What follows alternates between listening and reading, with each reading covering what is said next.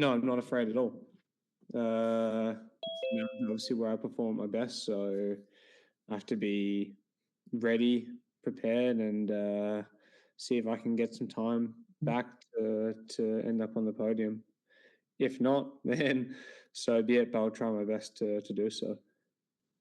Yeah, yesterday was a hard day. I didn't feel probably 100%. I think the time trial for a lot of guys did quite a lot of damage, but I minimized the kind of gap, and I fought back, and in the end it was only the last 200 meters where I kind of exploded a little bit. So in the end I was pretty happy with yesterday. It was a huge day, probably one of the biggest days I've done on the bike, to be honest. So to perform well, I think is still always a good sign.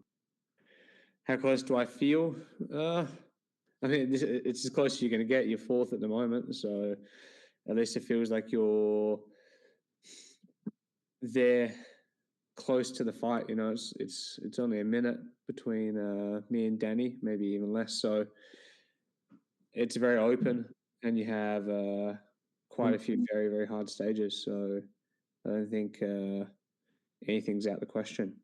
Next week is the crunch time of the Giro, as always. It's always backloaded, so it's always the time where push comes to shove, you have to beat your best. So hopefully I can be like that, give it my all, and then you'll see where you end up when you get to Rome. Which stage will suit you the best for the rest of the week? I think probably the Passo Brocon stage. So is that 17? Yeah, I think this day is probably the day that suits me the best. It's continuous up, down mountains.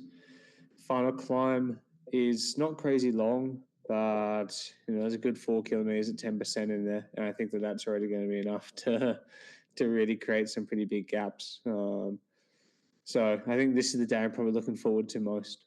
How do you think the race will change now that you and Geraint fully focus on the podium and a bit less on the win for the finish?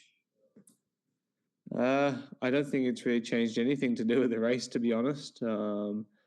Yeah, I guess I was probably the only one to try and follow Poggy during the whole race.